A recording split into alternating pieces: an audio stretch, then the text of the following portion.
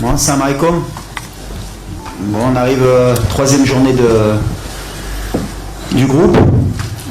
Dernier match contre la Zambie. La possibilité de prendre la première place pour rester à Rabat, qui est notre objectif principal depuis le début de la compétition.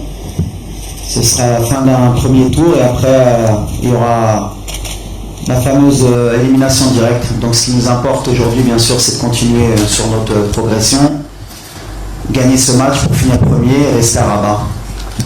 Voilà l'objectif. Salam alaikum, bonjour à tous. Comme l'a dit le coach, il s'attend un gros match aussi demain. Il n'y a pas de match facile là en cette CAN. Nous, on est prêts. Brahim, moi je suis content déjà parce qu'il avait été beaucoup critiqué pendant les matchs amicaux qu'on avait ou de qualification, parce qu'on attend beaucoup de Brahim. Il est dans l'état d'esprit que j'attends de lui depuis un certain temps. Il a compris ce qu'on attendait de lui. C'est un joueur qui est aussi un joueur clé pour nous, qui peut faire la différence à tout moment. Et il est bien entré dans la compétition avec le bon état d'esprit. On sait que Brahim, à tout moment, surtout dans les 30 derniers mètres, c'est un joueur, on va dire, chirurgical. Avec une occasion, il peut nous faire gagner le match. Donc on est content. Mais surtout, moi, ce qui m'intéresse, c'est pas qu'il est marqué ou pas. C'est son état d'esprit. Il défend beaucoup plus comme on le voulait, il fait beaucoup plus d'appels, il est disponible avec l'équipe et on le gère comme on peut parce qu'on sait qu'on va avoir besoin de lui si on veut gagner la CAN.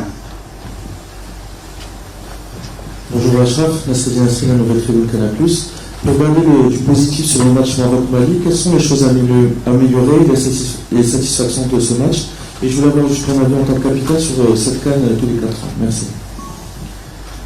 Ouais, comme tu as dit, je pense que contre Mali, on a fait un gros match contre une grosse équipe. On ne devait pas oublier que Mali, c'est une grande nation avec des grands joueurs qui jouent dans des grandes équipes.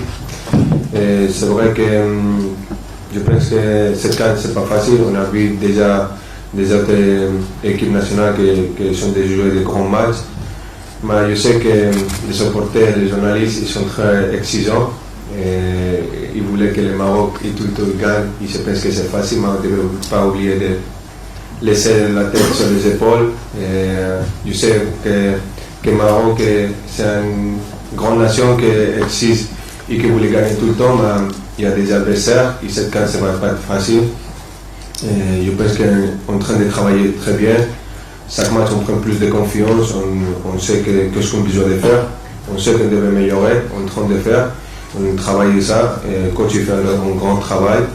On est content et je pense que chaque match, vous allez avoir une équipe de Maroc beaucoup mieux, mais aussi on a besoin de tout le monde, on a besoin de notre deuxième homme, que c'est les supporters, c'est les journalistes. Je n'ai pas aimé beaucoup ce qui s'est passé à la mi-temps du premier match, du deuxième match. Je pense qu'on joue à la maison, on a besoin de soutien de tous les supporters. On sait que ce n'est pas facile de temps en temps, qu'on gagne, qu'on finit le match à la première mi-temps. Mais on devait respecter les adversaires, les rivaux qui sont en face de nous. Et je pense qu'on devait rester tous ensemble pour gagner cette CAN. Comme je le dis, cette CAN, ce n'est pas facile.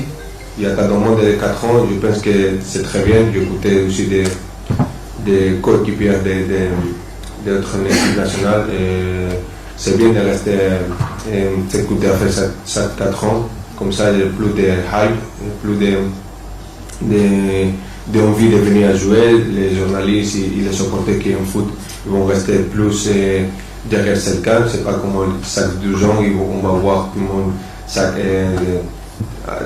2 ans la même tête, les mêmes joueurs, et on va pas donner les mérites des champions, ce qu'après chaque 4 ans, je pense que c'est une chose de grand. Et comme ça, toutes les équipes, et même le foot, il va commencer à respecter plus les foot africains. صباح الخير كوتش كنت حسيني ديفونس في موروكو. سؤالي هو بخصوص يعني اختيارات المقبله في المقابله ديال غدا. واش غادي تستمر في الاعتماد على صبيري كجناح ام انك ستغير الزلزولي؟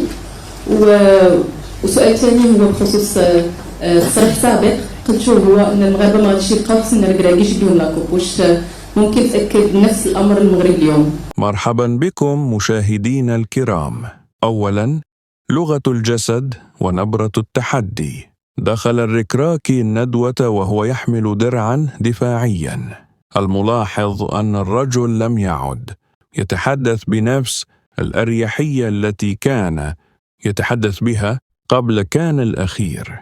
اليوم نبرته توحي بأنه يريد إثبات أن اختياراته ليست مبنية على العاطفة بل على منطق رياضي يراه هو وحده من الداخل. نقد منطقي.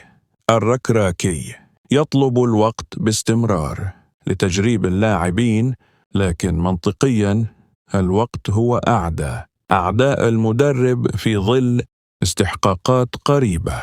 هل هو بناء للمستقبل أم هروبا للأمام؟ لتفادي المحاسبة على الأداء الحالي. ثانيا، معضلة التوازن بين النجوم والمنظومة. تحدث عن إدماج المواهب دياز ومحيطه. هنا يظهر تناقض يحتاج لتفكير الركراكي. يريد بناء منظومة صلبة، لكن تصريحاته تمنح انطباعا بأن المنتخب أصبح رهينة لتوظيف نجم أو نجمين في مراكزهم المفضلة. تحدي الفكرة. إذا كان الركراكي يغير النهج التكتيكي لإرضاء بروفايل لاعب معين، ألا يضرب ذلك مبدأ المنتخب فوق الجميع الذي نادى به سابقا؟ الندوة اليوم لم توضح كيف سيوفق بين زحام صانعي اللعب في العمق. ثالثا، خطاب الواقعية الإفريقية الممل. كرر الركراكي معزوفة. الخصوم في إفريقيا يتراجعون للخلف. تحليل نقدي. هذا العذر أصبح مستهلكا. أي مدرب عالمي يواجه خصوما يركنون الحافلة، والحل يأتي من خلال تنويع اللعب، العرضيات، التسديد من بعيد، الكرات الثابتة. في الندوة الركراكي يرمي الكرة في ملعب الفعالية عند اللاعبين، بينما الحقيقة أن خلق الحلول هو مسؤولية. النهج التكتيكي للمدرب قبل مهارة اللاعب. رابعا، الأنا الفنية ومواجهة الإعلام. هناك ملمح واضح في الندوة، وهو أن الركراكي بدأ يضيق ذراعا بالأسئلة التي تتدخل في صميم عمله التكتيكي. سؤال لك: هل تعتقد أن ثقة الركراكي الزائدة في رؤيته هي التي جعلت المنتخب يتطور، أم أنها أصبحت الآن عائقاً يمنعه من رؤية الثغرات الواضحة في البطء الدفاعي والتحول من الهجوم للدفاع؟ الخلاصة: الركراكي اليوم قدم مسكناً إعلامياً، لكنه لم يقدم حلولاً تقنية واضحة.